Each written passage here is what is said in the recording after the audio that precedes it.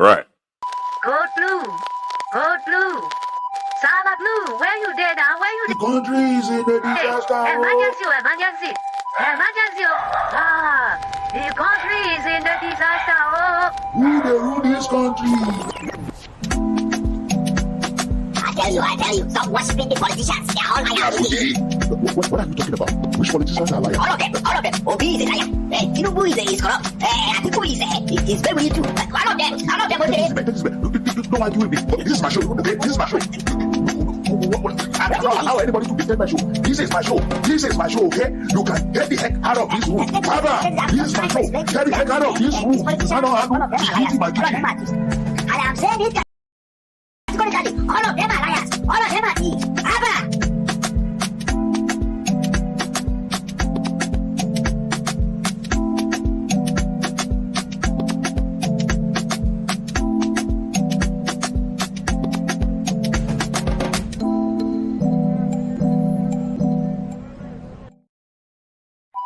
Code blue.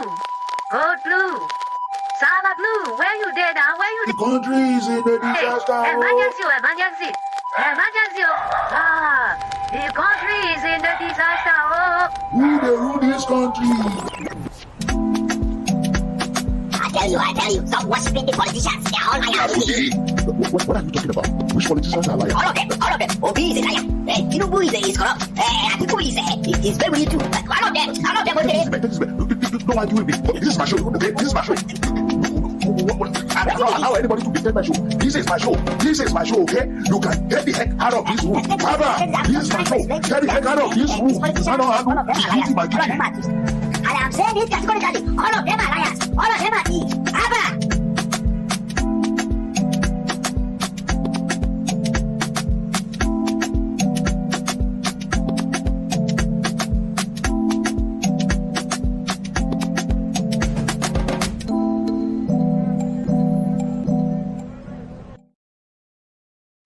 All right.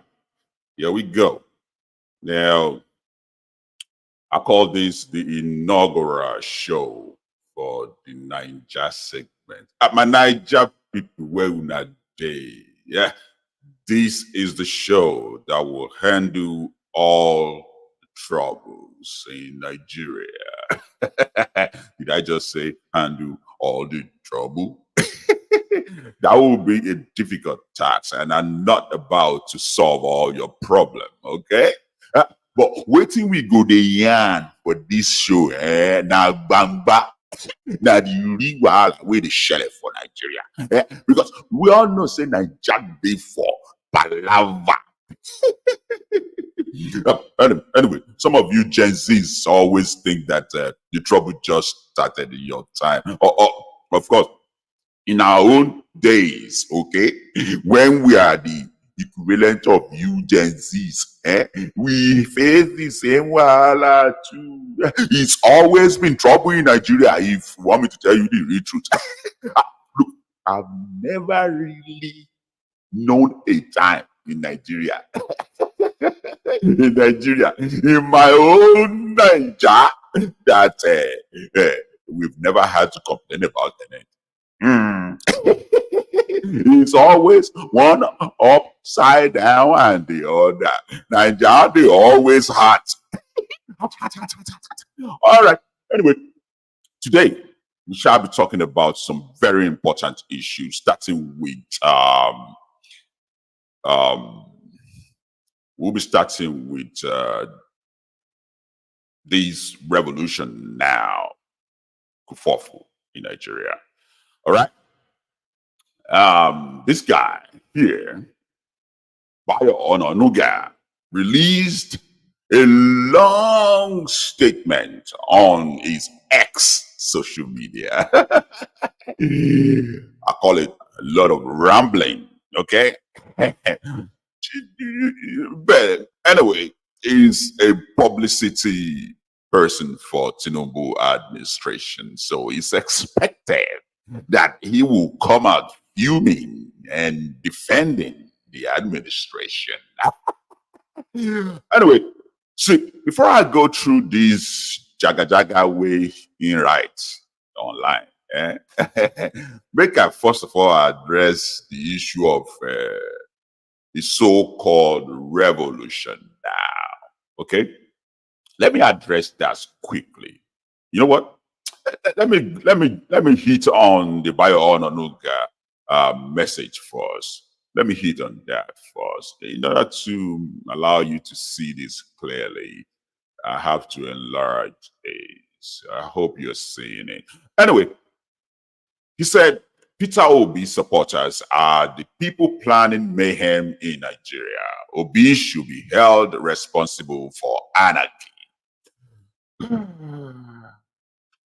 Then he goes on to say, don't be fooled. The malcontents planning to stage nationwide protests are supporters of Peter Obi, the failed presidential candidate of the Labour Party, and he should be held responsible for whatever crisis emanates from the action. Anyway, I'll stop right there. The reason why I'm stopping, right at this point is because I think Bayo Onanuga is unfairly accusing Peter Obi of planning unrest in Nigeria. If you guys have been following me for a while, you know I'm not Peter Obi's fan. That the last thing on earth I will ever do. I'm nobody's fan anyway, to be realistic. But I think it's been unfair by actually accusing Peter Obi of planning unrest, or his supporters planning unrest. One thing for sure, though, is that Peter Obi, he's not really playing the game plainly. Because the guy has never come out to celebrate anything good in Nigeria. He always hide in the shades. But every time something terrible happens, he will always be the first to channel his anger, his agitation, or whatever it is that he think he's doing. So I think the idea that Bayo Onanuga is blaming Peter Obi is coming from a place of sense, But I think Bayo Onanuga is missing the bigger picture here, because there is this guy online that has been the actual face of revolution now, not Peter Obi. Omoyele Sowore. whether the activists I go call this guy having a talk, I don't even know. Oh boy, yeah. But if they doing things, we they doing things for online. They make money, they rally, but nonsensical rally, I call it. Now, I'm being factual here. I'm being serious. I do not like what this guy is doing for any reason at all. Because this is one of the activists online that always push agenda, rile people up, agitates the community with no result to give to it. No result. This is one activist that I have known for a very long time, but with zero result. Now, guys, you can beat me down all you want, but argue on that. Omoyele Sowore has been known as an activist forever. Okay? He's been known as an activist since his days in the Unilag. A troublemaker. Which I don't have anything against. I'm an activist myself. But I do not, you know what, let me rephrase the language. I detest these guys, these so-called activists, that all they want to do is agitate the community, but they never want any solution. Because the moment there is a resolve for whatever they are agitating about, that's the end of whatever movement they think they have. And he's one of those. Okay? Now, let me give you a typical example, all right? when the NSAS movement was at the peak and people, the military were alleged to have killed some people back then. All right, for educational purpose, okay? Don't touch my life because I use the K word, okay? Now, when that happened, a lot of these activists came out, railing, which is normal. But then when it comes to the stage of negotiating with the government, do you know that most of the activists refuses to meet the government? I will name one in particular, Macaroni, the comedian, was one of those, although he usually say he's not an activist, but he was one of the faces of NSAS. So he was invited by the Lagos State governor back then to resolve the issue. You would think, as an activist who really want to get the back of his people, that would be the right time to sit at the conference and reach a negotiation that will help those who were being hurt. Okay? But what did he do? He made it about himself. Okay? The guy made it about himself and said, nah, I'm not going to meet with the governor. You see? This is what I keep saying about these so-called activists. You are an activist for a purpose, for the people. If the government calls you for a negotiation, you go. Because it's never about you. It's about what you can get from these corrupt politicians to give back to the people. And when they call you for negotiation, I don't care what kind of government they are, military, whatever, you go and negotiate for your people. Stop making it about yourself. And now, this brings me back to Omoyele Sowore, who the government have invited in several occasions to reach a consensus, but that's not what this guy is all about.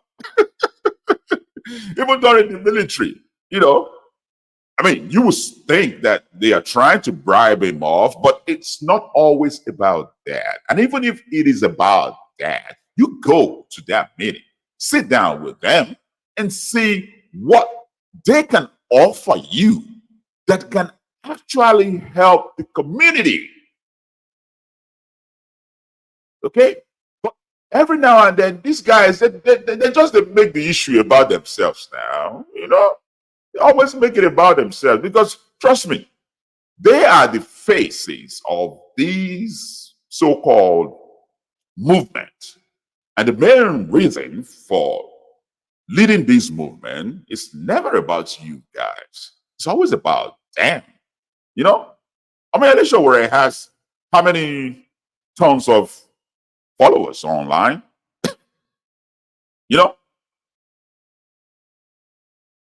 Sahara Reporter, came out of it. He's making millions. All right, from the so-called movement. But what have you been making supporting him?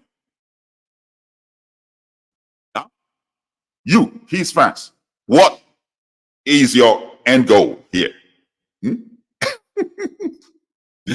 Like any other activist that I know there, this is what they do. This is what they do. It's never about you guys. It's always about them. Just the same problem we have the Nigerian politicians and Nigerian government. It's always about them. You vote for these politicians, but that's the end of it. That's the end of it. The next celebratory party, they're gonna host their donors, those who contributed money towards their election. They're not going to invite you. And they already made promises to settle out these donors. So while they are supposed to be ruling, governing for your own sake, guess who they are paying back? Those donors who gave them money. So these guys are not different. They're not. Because it's always about them. he's been crying about this revolution now. Since when? Okay. My question is this. What is the plan, Mr. Showore? What is the plan? I mean, if you want to go about revolutionizing the society, you must definitely at least have a plan. Okay? But what is your plan here, buddy? I don't think he has any. I do not think he has any. Seriously. There's no plan. You know? And let's just say you even have a plan to carry out a successful revolution. Okay? How does that work? By rallying people to come on the streets and become victims, just like in the NSAS, while you keep bragging around and go to jail and make more publicity, and at the end of the day, the whole thing died down because you lack the real plan to carry out a true revolution. Okay? Now, let me specifically mention some revolution that we have witnessed around the world. Okay? One of these is Fidel Castro of Cuba. Okay? Fidel Castro of Cuba carried out a revolution that saw the end of oppression back then.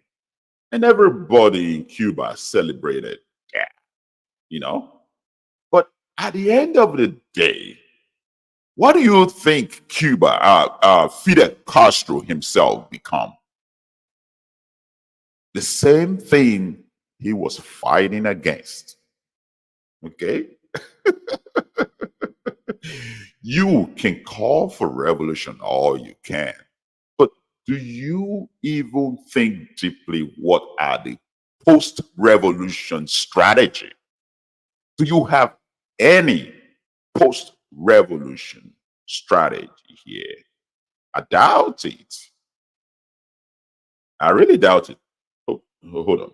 I need to put up some of my very good information here. All right. I've had an article being prepared for this, which is going to be ready soon. So, first, I want to know what are the plans that you have in place for this revolution, this so-called revolution. How do you carry it out? How do you move people? How do you engage different associations, movements out there?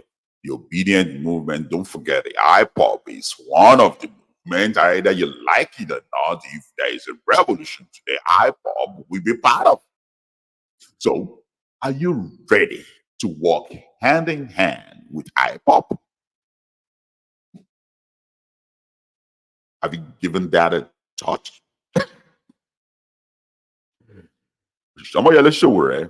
Are you willing to work with the Biafran soldiers who are still in hidden cells here and there in the East?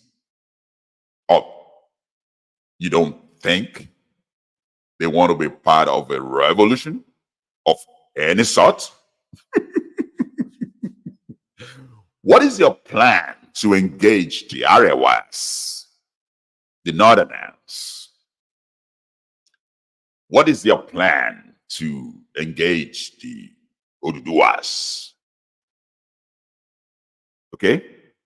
How popular do you think you are all over Nigeria to be able to inculcate a good engagement of the whole Nigeria? Or are you forgetting? Are you really forgetting how vast this country, Nigeria, is? That you think just merely yelling revolution now to your 1 million followers online is enough to drive the whole country behind that concept? Hmm? Have you given all that a thought? But I'm guessing you haven't, because that is not the issue here. I don't think you really care what happens after all. I think what really matters to you is to create confusion and turn the society upside down on its head. And that way, your publicity stunt will work and you increases your fame. Sahara Reporter becomes more popular than it is now, because they will report all the inside out of whatever you create. So I'm just saying, look, I want to be behind something good if it is really good. But this is not thought through properly. And I'm afraid to say this, that Omoyele Sowore, having passed through so many levels of agitation, hasn't really changed. No maturity. It's still the same gangsteric, level, as far as I'm concerned. Because if I want to be involved in any revolution, it has to be well planned, thought through very well. Not just basically yelling at the top of my lungs to turn Nigerians, back on each other, because that's the only thing you're going to achieve here. And different other groups that you never imagined we hijack that revolution. Believe it. They will hijack it. And again, just so you know that this, aside from the fact that it's going to be hijacked by unsuspected group like IPOP and some other dangerous group out there, even the politicians, we hijack it for their own purposes.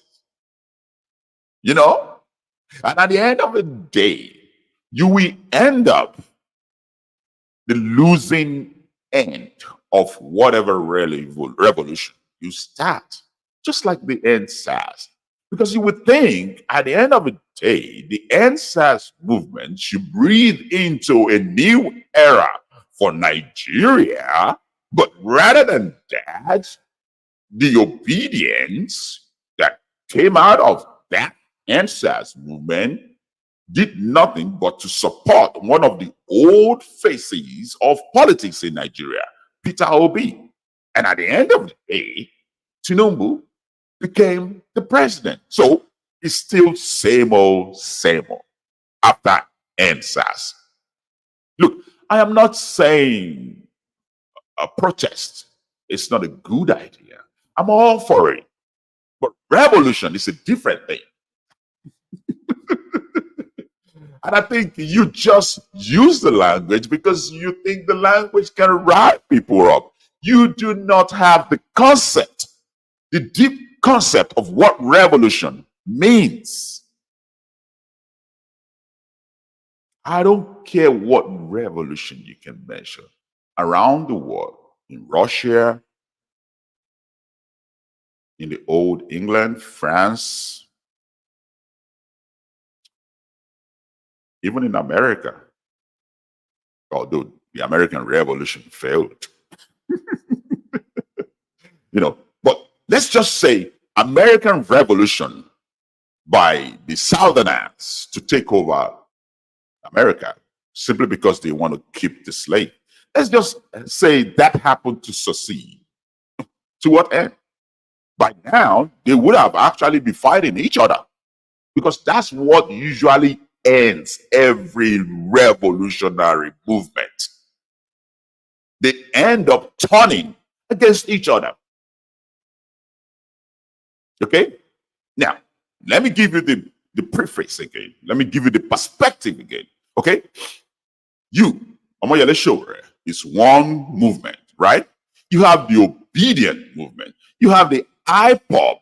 You have the maybe Arewa, Oduduwa, and every other movement in Nigeria who will be willing, who are not satisfied with the current situation in Nigeria, who will be willing to be part of that revolution. And so when they end up becoming part of that revolution, then you have more than yourself in the movement. Then let's just assume that the revolution succeeds. What about the post-revolution? How are you able to put all these groups together to seems to follow in line? Oh, you're going to redress the issue of tribalism in Nigeria because you don't think tribalism is an issue in Nigeria. It is. It is, of course, a huge issue in Nigeria. When you rise up all the way to the presidency, you face that. Now, you haven't even experienced that. Tinubu, we know how the heat is on right now. How do you resolve the issue of religion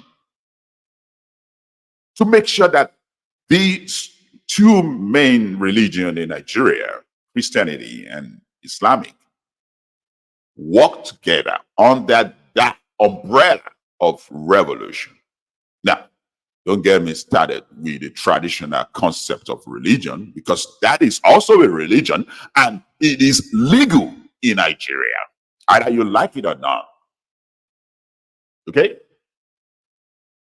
The voodoo religion or the juju religion or whatever it is legal as any other religion in Nigeria. Have you factored in how to be able to combine all these religions to be able to work in tandem to your cause?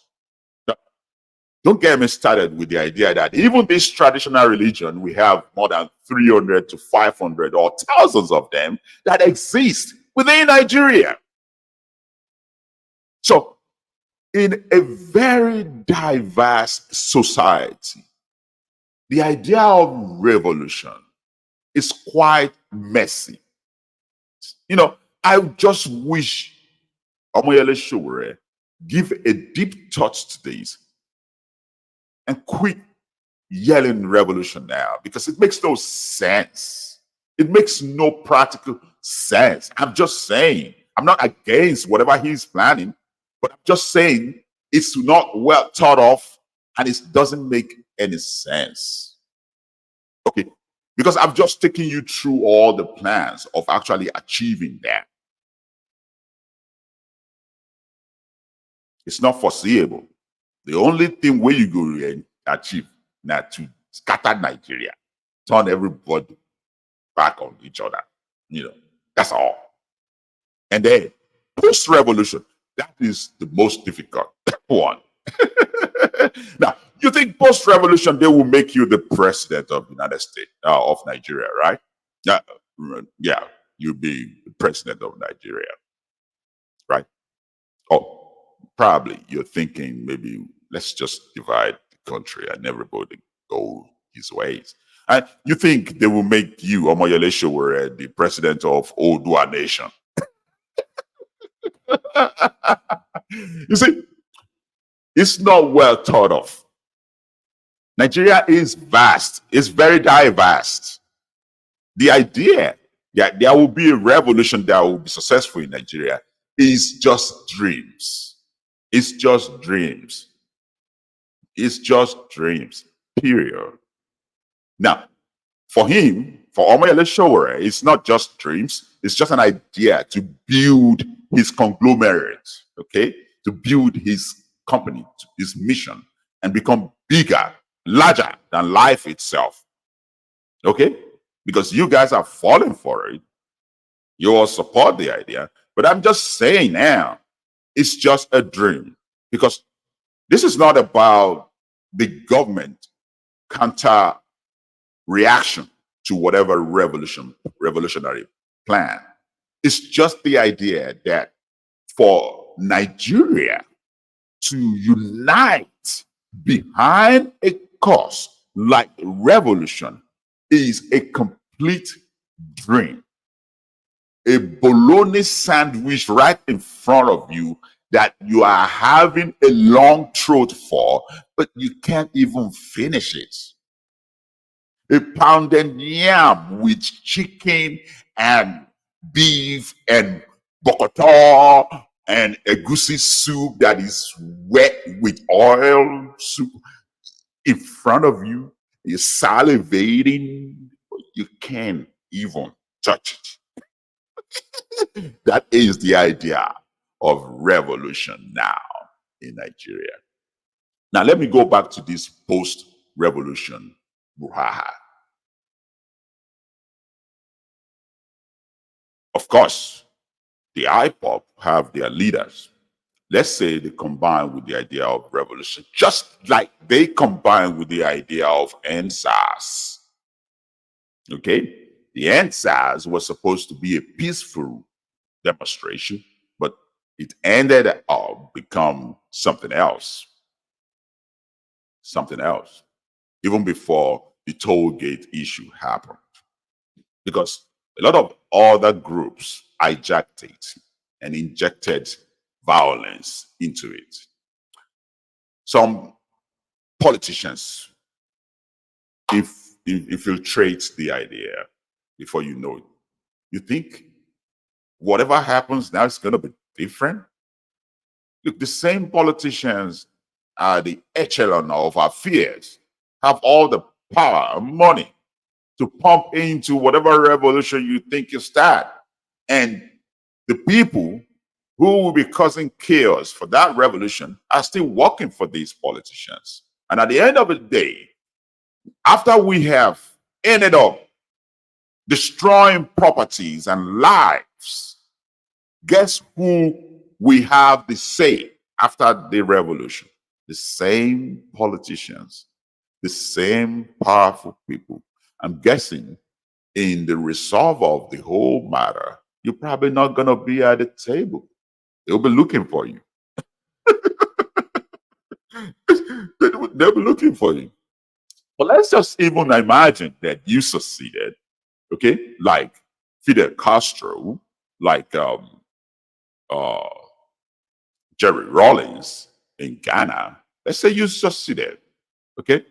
Because Jerry Rawlings' idea of revolution is not well popular within Ghana because the people he actually took out are not really corrupt, as he was making them to believe that.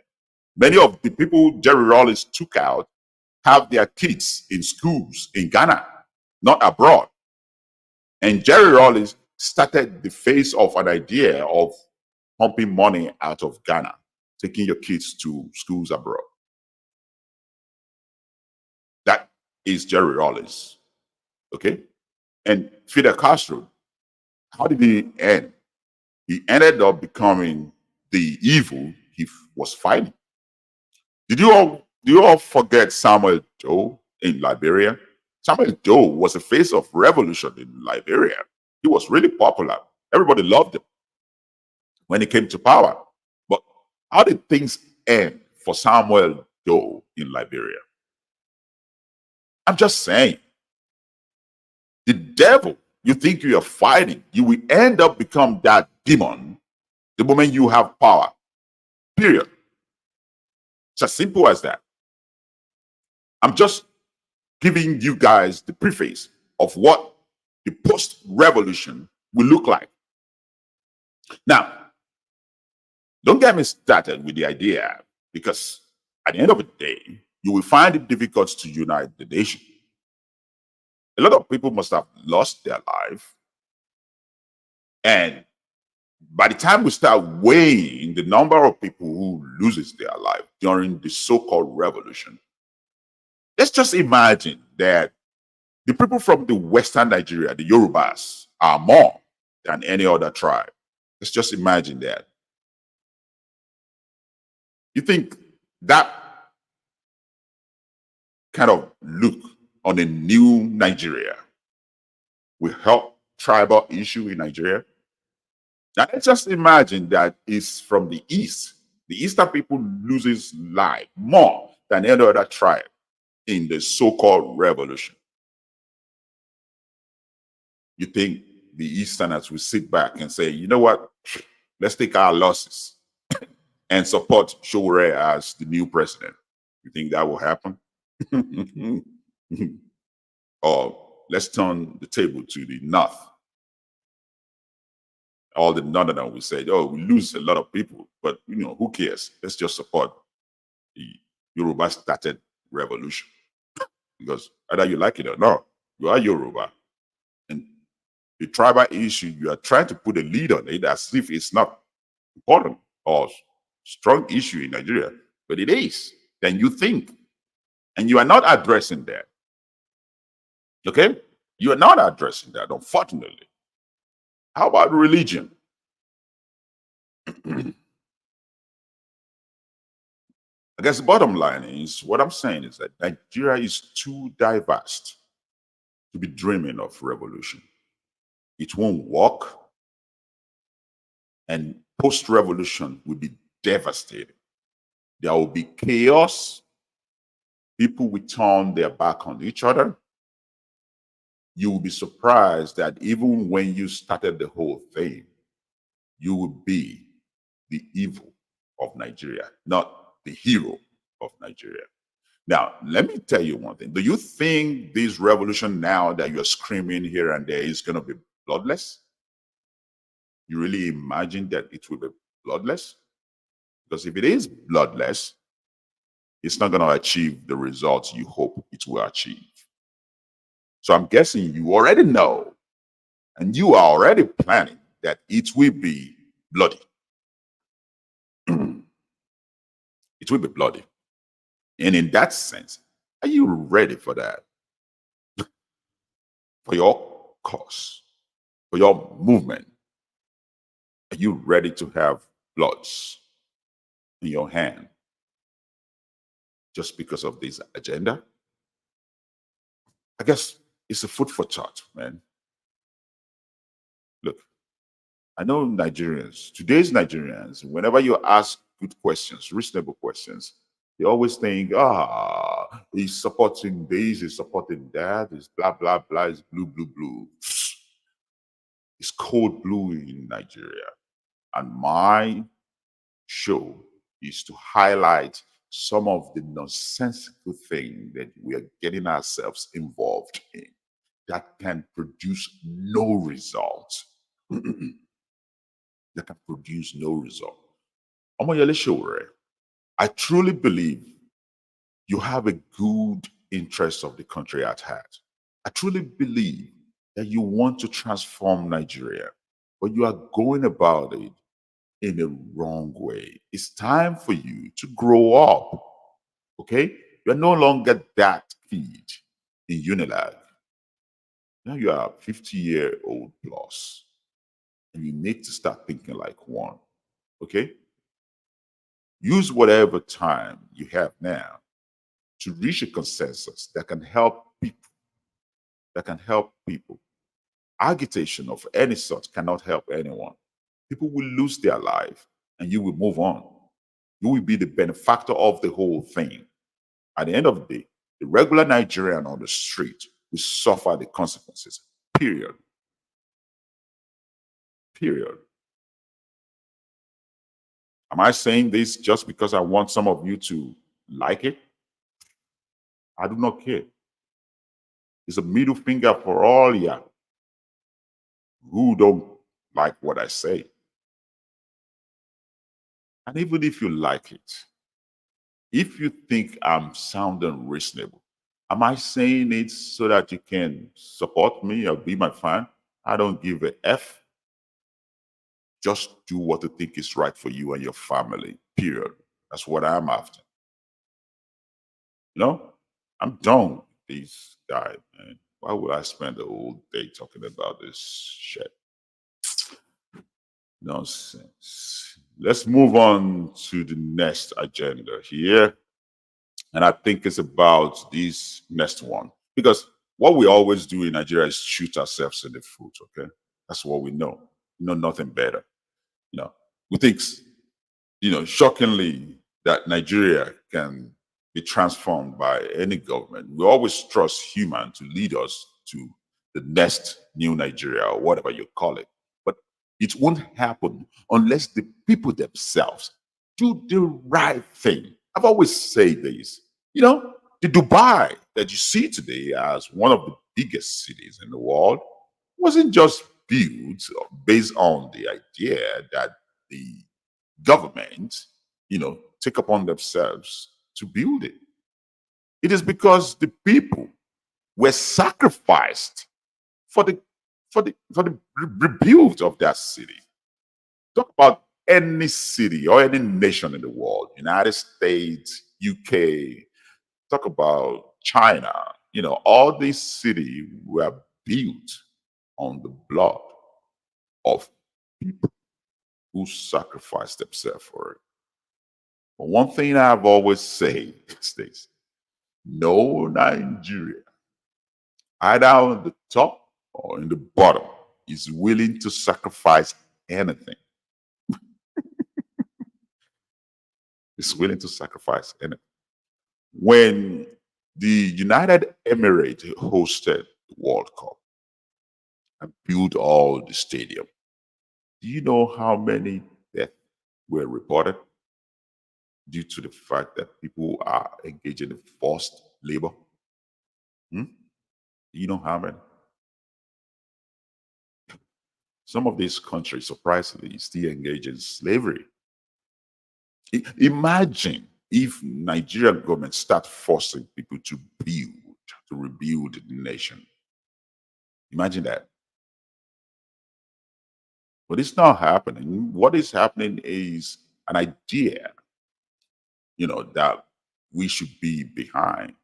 Now, for almost 15 years, the local governments in Nigeria have more or less become non-functional.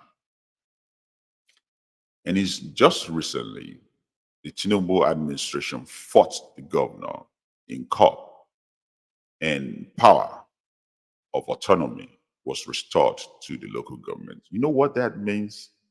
Yes, I'm not saying that if you appoint or elect a chairman of a local government, that suddenly things is going to be right. But do you know what that really means? Because all along that you were busy blaming the federal government. The federal government pumped millions, billions of monies to each state around Nigeria. In some other day, I will go into full details of how much each state in Nigeria collected from Buhari administration. Billions of naira. The same thing with this current administration. Okay? I keep hearing that the eastern part of the country is marginalized, but guess what? They are getting the same federal allocation just like any other state in Nigeria. Huge billions being received from the federal government by your governors every now and then.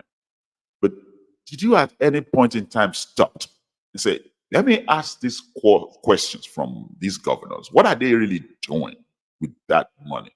Do you ever do that? No, because it's always easy for us to blame the federal government, whereas the governors are busy cutting away your money. Now, you would think, oh, the federal government are supposed to monitor it. They're supposed to make sure that the governor spend it the right way. No. That's not the way it works. It's because many of you don't know how our government really works. Just like the local government are supposed to have autonomous power, the governor have the same power. That means the president cannot control the governors. They cannot. They have autonomy power. That is, everybody can exercise their power on their own jurisdiction limitlessly. The president cannot tell any governor nothing. If they are due to receive allocation, they get it. And the president has no right. Let me repeat this. The president has no right to question any governor how they spend the money. It is you, the people, who has to do that. As far as the Constitution, because what you guys don't know is that we practice federalism. And what federalism means, it means the president, yes, oversees the country, but it's an administrative control over the country to defend and protect the country. But the governors have the same control that the president has over their own state. The president can't tell them nothing. He can't control them. He can't tell them what to do or what not to do. You guys need to understand that.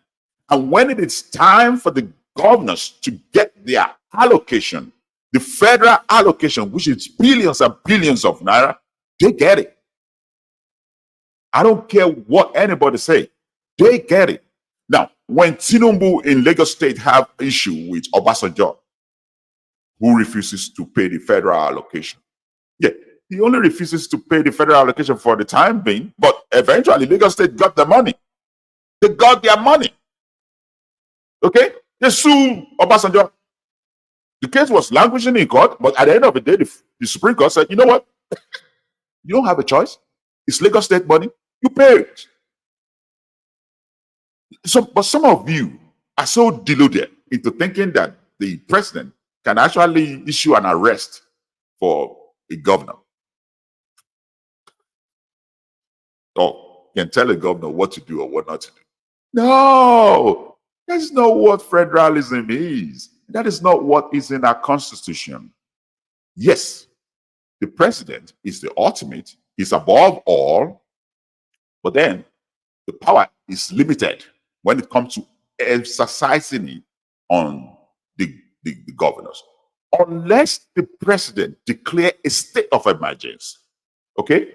A state of emergency that will now give the president the ultimate power to take over a state, the president can't do nothing, more or less. And most of these states don't have state of emergency. So why, just declaring it out of the thin here? That is not going to happen.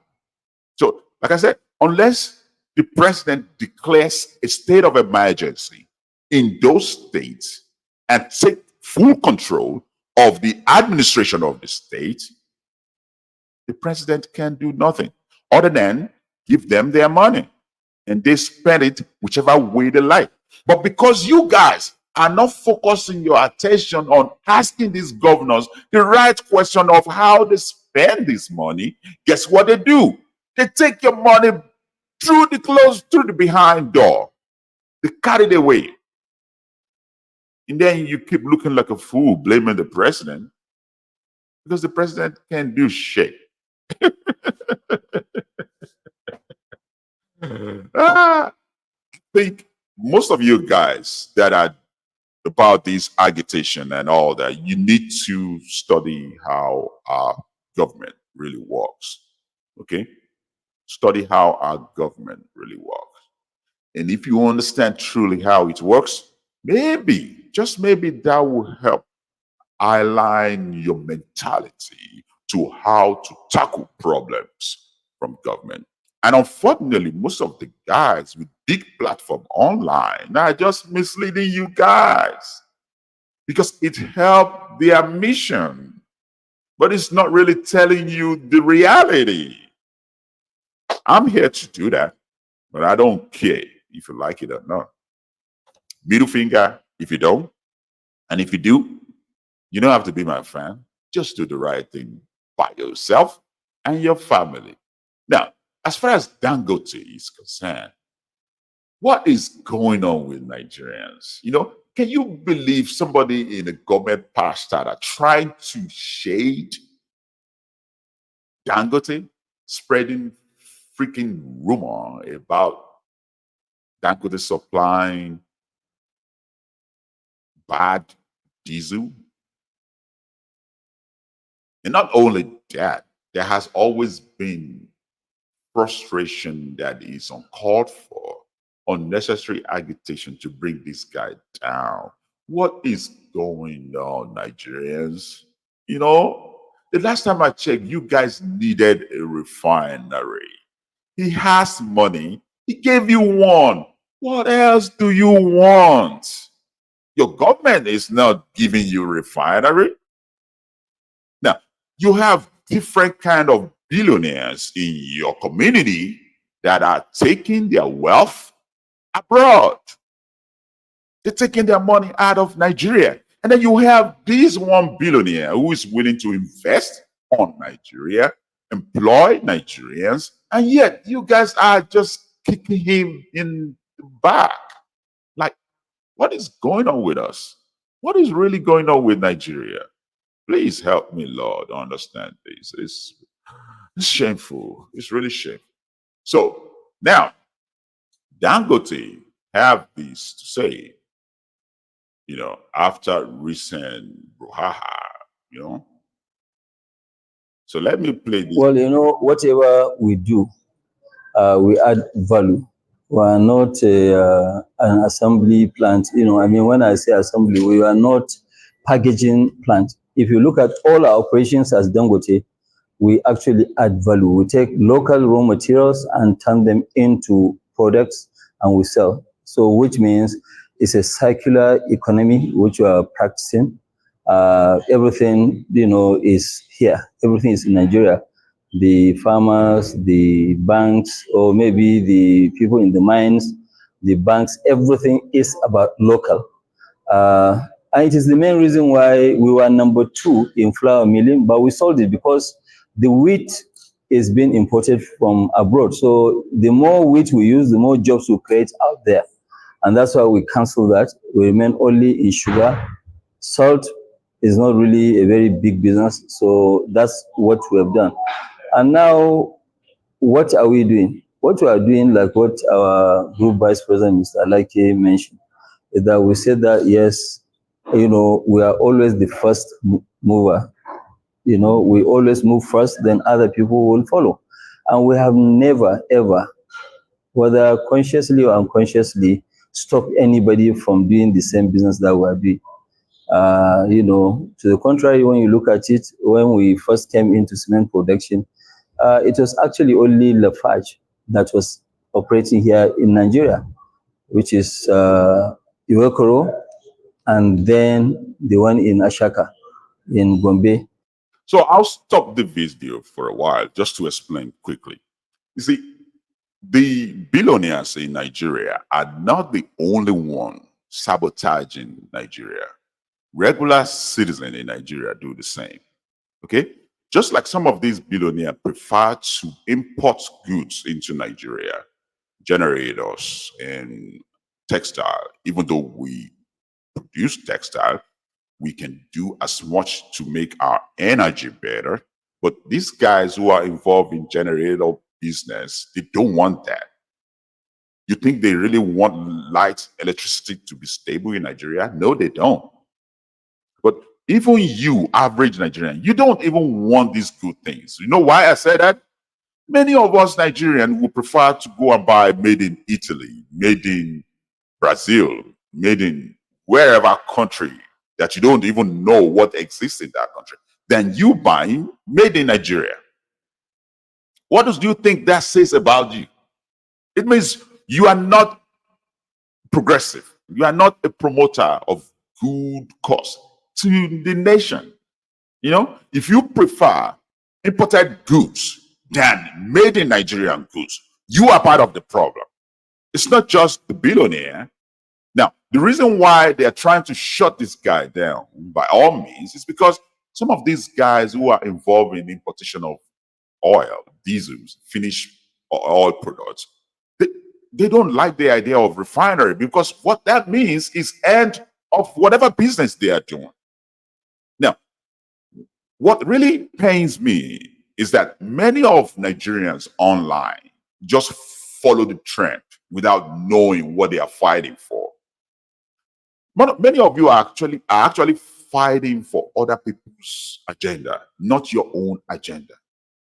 Now, some of you who are attacking Dangote is because you think Dangote is not helping Nigeria, but you do not know that what you are doing is to fight for the agenda of these selfish idiots who want to be importing this material into the country. And now you are fighting against the one who is actually creating the job in Nigeria. Did you see the problem here? And it's not just about the big people. It's not just about the billionaires, the rich people. Even regular Nigerian, an average poor Nigerian, they don't know what they want. They do not. Because if you know what you want, if you really know what is good for you, attacking Dangote is not the best course of line. I'm not calling Dangote a saint here, but at least the guy has tried everything within his power to create job for who? Nigerians. Whereas other billionaires are cutting away their money to abroad. Cayman Island and in UK account is filled with Nigerians banking there with billions of dollars. Imagine if all of these fools actually invest this money at home. Imagine the prosperity, imagine the jobs that they will create. Okay? You stop making your issue all about government, because Nigeria is so decayed than you can imagine that no man that can pull a miracle out of his butt and fix Nigeria problem. It can't happen. Whoever who is able to do it will go through hell. Believe it. So leave Dangote alone, please. Because right about now, as we are speaking, the reports in the stream is that Dangote is considering selling a portion of these refinery. That is not so good as far as I'm concerned. Let me make this bigger a little bit. That is not so good, because I don't know what we are going to achieve by Dangote selling part of this, because at the end of the day, some of these greedy fools who are not helping us, we end up buying it, you know. So the report that OGM News is releasing now a while ago is that Aliko Dangote, African wealthiest man, has reportedly offered to sell his multi-billion-dollar oil refinery to the state-owned energy company NNPC. You do not want NNPC to buy that refinery. That is the last thing you want. Trust me. That is the very last thing you want. Now, I'll go on reading this first paragraph. This development comes as a new dispute with one of the key equity partners in the plant heats up in the latest phase of a bitter row with regulatory authorities in Nigeria. Aliko Dangote's willingness to sell the refinery is seen as a surprise move, given the significant investment he has made in the project.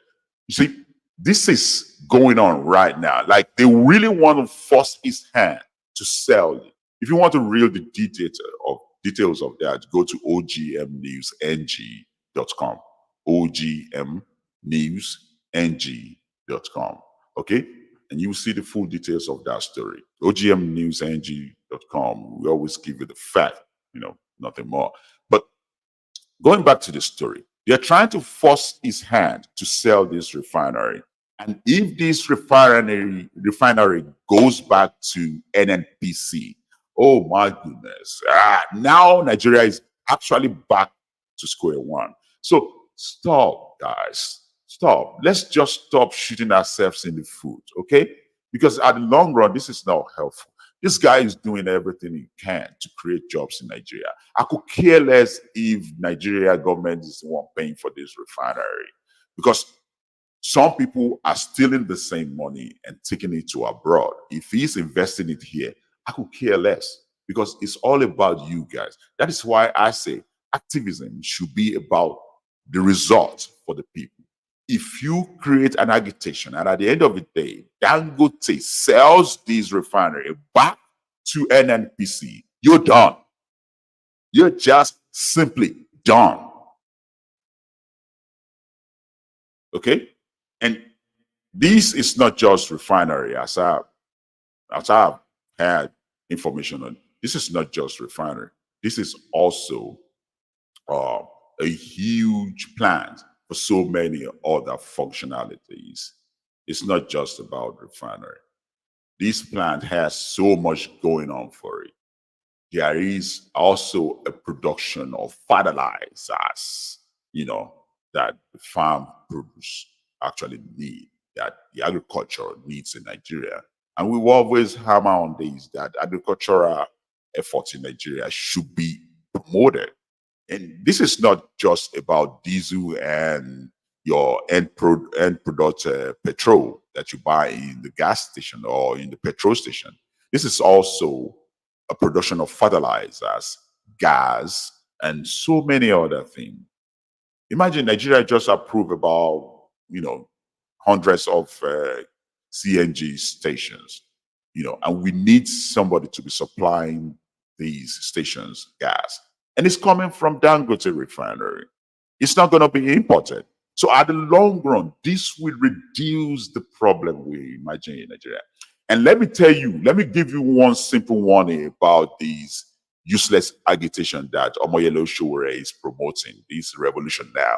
There's already a plan by some movement to go to this refinery and destroy it and burn it down. Okay?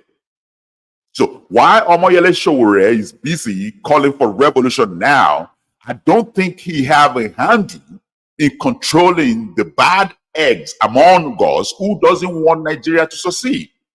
As he was yelling that, and Peter Obi should be very careful too. I said earlier that that Bayo Onanuga is wrong to accuse Peter Obi of actually forming an agitation.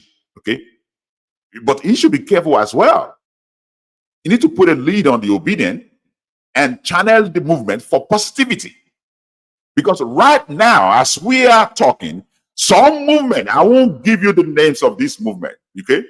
Some of you might already have a suspicion of who I'm talking about. But some movement, as I'm talking right now, the plan is once these revolution agitations start, they will attack that refinery and burn it down. That is the plan. And you won't be shocked if it happens. So be careful what you ask for, Nigerians. Be careful what you ask for. Because at the end of the day, that refinery that is supposed to be a good prospect for Nigeria in the future is now in jeopardy of a lot of very demonic people fighting against it.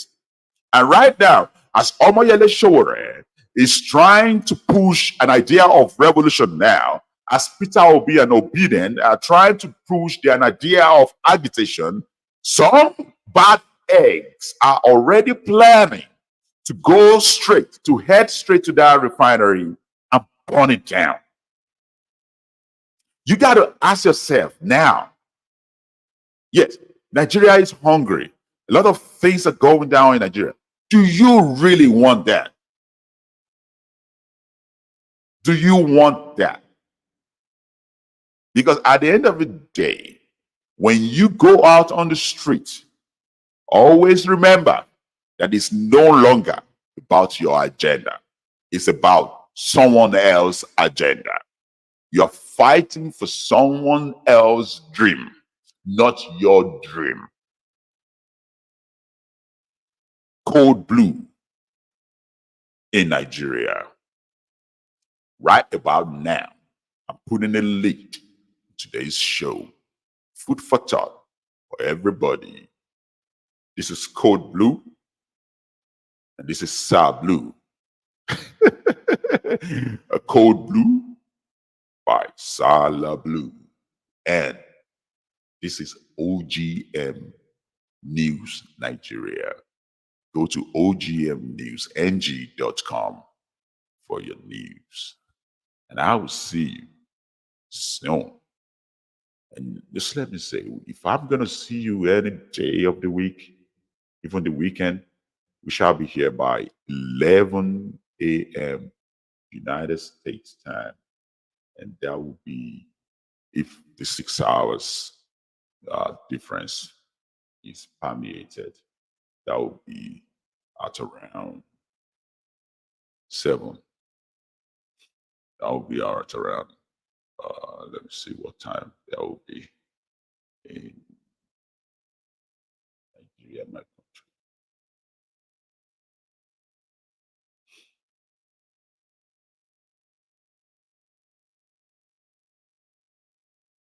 Yeah, I think if like 5 hours different, that would be around 6